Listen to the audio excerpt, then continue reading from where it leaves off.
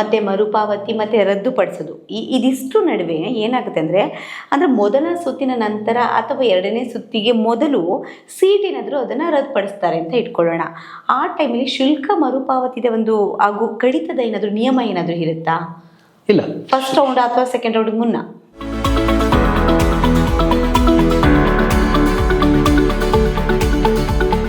ಇಲ್ಲ. ಶುಲ್ಕ ಸರ್ಕಾರ ನಿಗದಿಪಟ್ಟಿರೋದು. ಸರ್ಕಾರ ಟ್ಯೂಷನ್ ಫೀಸ್ ಅನ್ನು ಎಷ್ಟು ಕಟ್ಟಬೇಕು ಅಂತ ಮಾಡಿದೆ. ಕಾಲೇಜಿಗೆ ನೀವು ಅದನ್ನ ರಿಜಿಸ್ಟರ್ ಮಾಡುವಾಗ ಈ PGCET ಅವರು ಕೊಟ್ಟಿರುವಾಗ ಲೆಟರನ್ನು ಅವ್ರಿಗೆ ಪ್ರೊಡ್ಯೂಸ್ ಮಾಡಿದ್ರೆ ಕಾಲೇಜಿನವರು ಅವ್ರದ್ದೇ ಆದ ಈಗ ಯೂನಿವರ್ಸಿಟಿ ಅಫಿಲಿಯೇಷನ್ ಫೀಸ್ ಅಂತ ಒಂದಿರುತ್ತೆ, ಅಥವಾ ಅವ್ರ ಕಾಲೇಜ್ನಲ್ಲಿ ಬೇರೆ ಬೇರೆ ಪ್ರೋಗ್ರಾಮ್ಗಳಿರುತ್ತೆ. ಅದಕ್ಕೇನಾದರೂ ಸಣ್ಣ ಪುಟ್ಟ ಫೀಸ್ಗಳಿದ್ರೆ ಅವೆಲ್ಲ ಕಟ್ಟಬೇಕಾಗತ್ತೆ. ಆ ಕಟ್ಟಿದ ಹಣವನ್ನು ಅದು ಕಾಲೇಜ್ಗೆ ಹೋಗುತ್ತೆ. ಮತ್ತು ನೀವು ರದ್ದುಪಡಿಸಿದ್ದು ಅಂದರೆ ನೀವು ಕ್ಯಾನ್ಸಲೇಷನ್ ಆಫ್ ಸೀಟ್ ವಾಪಸ್ ಪಡಿಬೋದು, ಸಂಪೂರ್ಣವಾಗಿ ವಾಪಸ್ ಬರುತ್ತೆ. ಅಲ್ಲಿ ಯಾವುದೇ ಕಡಿತ ಇರೋದಿಲ್ಲ. ಅದು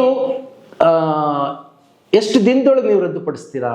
ನೀವೇನಾದರೂ ಅದನ್ನು ತುಂಬ ತಡ ಮಾಡಿದರೆ ಆ ಕಾಲೇಜ್ಗೆ ಆ ಒಂದು ಸೀಟ್ ನಷ್ಟ ಆಗುತ್ತಲ್ಲ, ಆದ್ದರಿಂದ ಕೆಲವು ಕಾಲೇಜ್ಗಳವರು ಆ ಪೂರ್ಣ ಹಣವನ್ನು ಕೊಡದೇ ಇರಬಹುದು.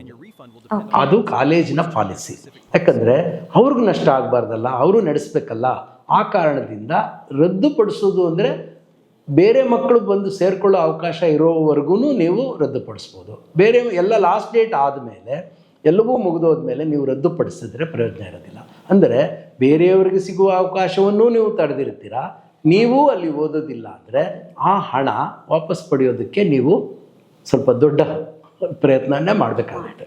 ಅಂದರೆ ಹಾಗಾದರೆ ಸೆಕೆಂಡ್ ರೌಂಡ್ ಆದಮೇಲೆ ರದ್ದುಪಡಿಸಿದ್ರೆ ಏನಾಗುತ್ತೆ ಅಂತ ಸೆಕೆಂಡ್ ರೌಂಡ್ ಅದಕ್ಕೆ ಮೊದಲು ಮಾಡಬೇಕು.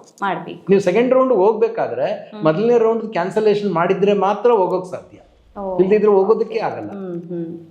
ಸೊ ಆಲ್ರೆಡಿ ನಮ್ಮ ಕಡೆಯಿಂದನೇ ಅಷ್ಟೊಂದು ಮಿಸ್ಟೇಕ್ ಆಗುತ್ತೆ, ಬೇರೆಗೂ ಸೀಟ್ ಸಿಕ್ಕಿರಲ್ಲ. ಫಸ್ಟ್ ರೌಂಡ್ ಅಲ್ಲಿ ಕ್ಯಾನ್ಸಲೇಷನ್ ಮಾಡ್ಕೊಂಡ್ಬಿಟ್ರೆ ಸೆಕೆಂಡ್ ರೌಂಡ್ಗೆ ನಿಮ್ಗೆ ಕರೀತಾರೆ. ಫಸ್ಟ್ ರೌಂಡ್ ಸೆಲೆಕ್ಟ್ ಮಾಡಿ ಬ್ಲಾಕ್ ಮಾಡಿ ಕಾಲೇಜಲ್ಲಿ ಫೀಸ್ ಕಟ್ಟಿ ನೀವು ಸೆಕೆಂಡ್ ರೌಂಡ್ಗೆ ಪಾರ್ಟಿಸಿಪೇಟ್ ಮಾಡೋದಕ್ಕೆ ಬಿಡೋದಿಲ್ಲ. ಓಕೆ ಸರ್, ಇನ್ ಕೇಸ್ ಪ್ರವೇಶ ಪ್ರಕ್ರಿಯೆಯಿಂದ ನಾವೇ ಹಿಂದೆ ಸರಿದು ಬಿಡ್ತೀವಿ ಅಂತ ಇಟ್ಕೊಳ್ಳೋಣ, ಆ ಟೈಮಲ್ಲಿ ದಂಡ ಪಾವತಿಸಬೇಕಾಗುತ್ತಾ ಅಭ್ಯರ್ಥಿಗಳು? ಇಲ್ಲ ಇಲ್ಲ, ಯಾವುದು ನೀವು ಫೀಸ್ ಕಟ್ಟಿರೋದಿಲ್ಲ ಅಷ್ಟರ ಆ ಸಮಯದೊಳಗೆ ನೀವು ಯಾವುದೇ ಫೀಸನ್ನು ಕಟ್ಟಿಲ್ಲದೆ ಇರೋದ್ರಿಂದ ನೀವು ಕ್ಯಾನ್ಸಲೇಷನ್ ಪ್ರಶ್ನೆ ಬರೋದಿಲ್ಲ. ಅದು ಸೀಟ್ ವೇಸ್ಟ್ ಆಗುತ್ತೆ.